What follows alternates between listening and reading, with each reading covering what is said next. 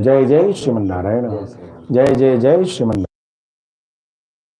I welcome you all in the 52nd part of our ongoing editions related to Ramanuj Bhashya Gita ji. And we are here starting the 7th chapter today. And before that, we should try to listen what Bhashyakar Ramanuj Swamiji had started as a preface of the 7th chapter. Total Gita ji had been divided into 3 sections. First to 6th chapter, the first part. The second is from the 7th to the 12th part. And the third is from the 13th to 18th chapter. We had just completed the 1st to 6th in the last edition. And we are going to start the second middle part from 7th to 12th. Let's see what Bhashyakar Ramanuj Swamiji had said here about this episode going on to be listened by us. प्रथमेन अध्याय षट्केन परम प्राप्य भूतस्य परस्य ब्रह्मणो निरवध्यस्य निखिल जगदेक कारणस्य सर्वज्ञस्य सर्वभूतस्य सत्य संकल्पस्य महाभूते श्रीमतो नारायणस्य प्राप्त्युपाय भूतम् तदुपासनं वक्तुं तदंग भूतम् आत्मज्ञान पूर्वक कर्मानुष्ठान साध्यं प्राप्तो प्रत्यगात्मनो अयाथात्म दर्शनम उक्तम. Here it is said that in the first group of 6 chapters, it had been well understood that the one and only one thing which is to be attained, which is freed from all the sins, which is one and only one main important cause to create this total world, and which has the ability to know everything, along with it, which is present in within each and every being, and therefore it is able to fulfill its all oaths and sankalpa. His vibhutis are very sacred, and anant means endless. It is said that in the 6 chapters which had been discussed earlier, the different systems of related to upasana had been discussed in the 6 chapters earlier. And in that upasana, here it had been said that the karmanushtan, the karma yoga, which included or which including atmagyan, had been announced very perfect as a medium to attain the atma sakshatkar, and therefore it is said to avail you the real knowledge about the jivatma and the paramatma. Idanim madhyamena षट्केन परब्रह्म भूत परम पुरुष स्वरूपम तदुपासनम च भक्ति शब्दवाच्यम उच्यते. Now, if we talk about the Shatka related to from the 7th chapter to 12th chapter, the Bhakti will be described here as a medium to attain that Paramatma. तदेतत् उत्तरत्र यथा प्रवृत्तिर भूतानां येन सर्वमिदं ततं स्वकर्मणा स्तमभ्यर्च सिद्धिं विन्दन्ति मानवः इत्यारभ्य विमुच्य निर्ममः शान्तो ब्रह्म भूयाय कल्पते ब्रह्मभूत प्रसन्नात्मा न शोचति न कांक्षति समः सर्वेषु भूतेषु मद्भक्तिं लभते पराम इति वक्ष्यते. Means the fruits of this upasana had been discussed from 46th mantra of 18th chapter of Gita ji until 53rd and 54th mantra of 18th chapter of Gita ji as well. We will be discussing these when we will be discussing the 18th chapter. Upasanam to bhakti rupa pannam eva param prapti upaya bhutam iti vedanta vakya siddham. What do you mean by upasana? That bhakti, upasana, when turns into bhakti, then it becomes as a medium to provide the experience about Paramatma. Let's see what are the different proofs related to this which Bhashyakar had provided related to this. Tame viditvat mrityumeti Shweta Shatorupanishad in the 8th mantra of 3rd chapter, it is saying that after having the knowledge about that Paramatma, one is able to attain that thing. Tame vidvanamrit e bhavate Rishing Purvata Upanishad 10/6 Ityadina Abhitam Vedanam. In that thing it is said that those who are able to know about that Paramatma, they attain the Amrit Pad, means they get freed from the pains and sorrows of death. आत्मा व अरे द्रष्टव्य श्रोतव्यो मंतव्यो निधि धायासितव्य बृहद अरणकोपनिषद 2/4/5. In this, it has been stated that Atma is the only which is to be drashtavya, means to be looked about, to be searched about. Mantavya, which is to be listened about from different Vedas. And Nididhyasitavya means which should be experienced, which should be experienced by any sadhaka. In the Brihadaranyaka Upanishad, again it is said that Atmanamev lokam upasit. It means that Atma Swarup Lok means the Lok Upasana should be done related to that of the Atma. In the Chandogya Upanishad, it is said that Sattva Shuddhau Dravasmriti Smriti Lambhe Sarvagantina Vipramoksha. Sattva Shuddhau. The total mantra is Ahara Shuddhau Sattva Shuddhau Dravasmriti Smriti Lambhe Sarvagantina Vipramoksha. Whenever you are able to, the first step of success is that you need to purify your ahar, whatever you are taking inside, you should try to take it very purely. Either it by eyes, whatever you see, that should be pure. Either by ears, the music which you are listening, either the smell, or either whatever the thoughts you are thinking from the mind, psyche, you should try to maintain the purity in those things. If that happens, then Sattva Shuddhi is there. Sattva Shuddhi means you get a purified man, purified buddhi, purified chitta, purified ahankar. And in that condition, it provides Dhruva Smriti, means you are able to attain the everlasting moment or memory of that Paramatma. Smriti Lambe, if you attain that thing, then what happens? Sarvagandhinam, you are freed from all the bondages, and then again you attain the Vipra Moksha. That is, you are able to attain the Moksha, which had been described here in the Chandogya Upanishad.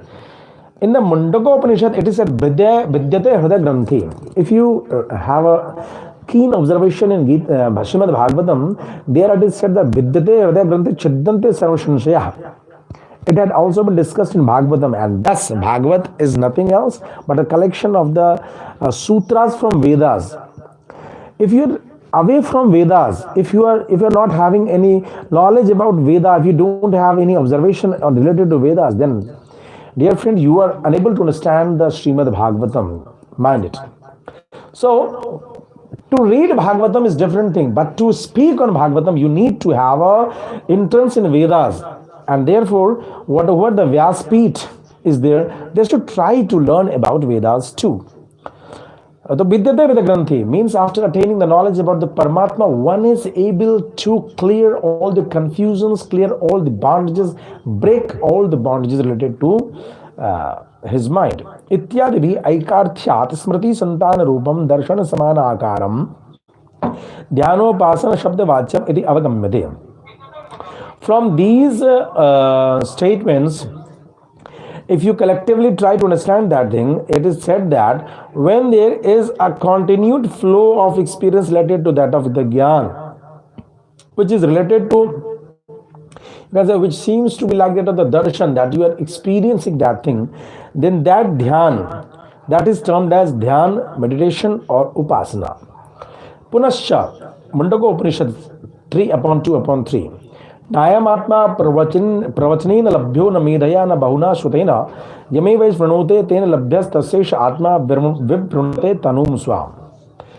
This atma, this Paramatma is not to be, you can say, not to be attained by pravachan. Means if some person is able to speak a lot about Atma, it is not sure and certain that he is able to attain Paramatma.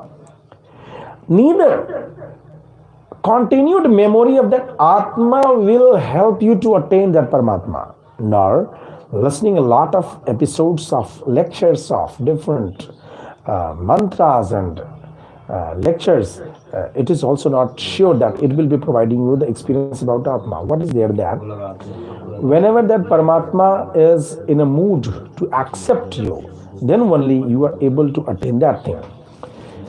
means you are able to attain the experience of Paramatma. In a summary, it is the thing that it is the Paramatma's grace which is the main thing by which you get an experience or you get a moment to experience that Paramatma.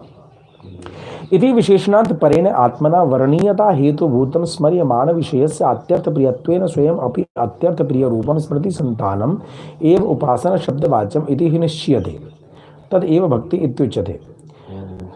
After all these adjectives, and we are trying to understand that what is upasana, the medium by which, the practices by which we are in a mood to lead a life in such a way that Paramatma gets pleased by us and he starts accepting us and he starts observing us. That is the main thing, that he should feel pity on us.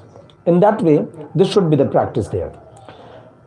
Snehpur manodhyanam bhakti rutyachare budhai. If such practice is on continued way, if such upasana practice is in a continued way, then that is said as bhakti. Atastamevam vidwan amrit eh bhavati. Those who are able to know that Paramatma, then he is able to attain the Amrit Pad. In Shveta it is said that Nanya Pantha Vidate Yanaya, means there is no any other way by which one can attain that Paramatma. In Gita ji from 11th, in the 11th chapter from 53rd to 54, Bhagavan is also saying Naham Vedai na tapsa na dhyane na chijya shakya evam vidho drashtum drashtavanasi mamyata bhakta tvananyaya shakya aham evam vidhorjuna gyatum drashtum cha tattvena praveshtum cha parandapa. I am not attainable by any other means, only bhakti can help you to attain me. Ityanyo ekarthatvam siddham bhavati. In this way, there the meaning, the understanding had been summarized here.